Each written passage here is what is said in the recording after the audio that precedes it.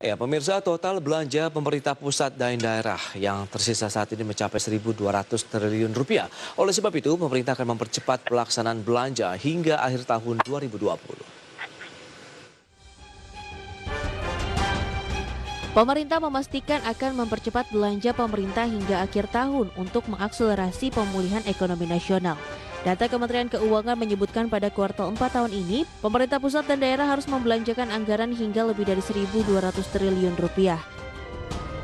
Menteri Keuangan Sri Mulyani Indrawati dalam rapat dengan Komisi 11 DPR RI mengatakan, pemerintah akan memperkuat upaya penanganan COVID-19 dan pemulihan ekonomi dengan mempercepat realisasi belanja negara. Sri Mulyani menyampaikan untuk anggaran pendapatan dan belanja daerah atau APBD sampai akhir September 2020 sudah dibelanjakan sebesar 575,45 triliun rupiah dari total belanja 1.080,71 triliun rupiah tahun 2020. Sementara untuk belanja pemerintah pusat dalam APBN masih tersisa 770 triliun rupiah yang harus dibelanjakan akhir tahun.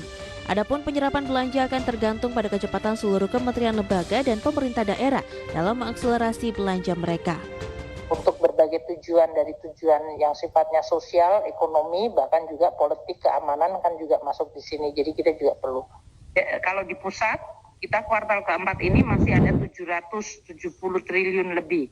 Jadi kalau kombinasi keduanya sebetulnya APBN dan APBD untuk kuartal keempat itu bisa mencapai lebih dari 1.200 triliun sendiri. Yang tentu tergantung pada kecepatan penyerapan dan penggunaannya dari sisi seluruh kementerian lembaga maupun pemerintah daerah.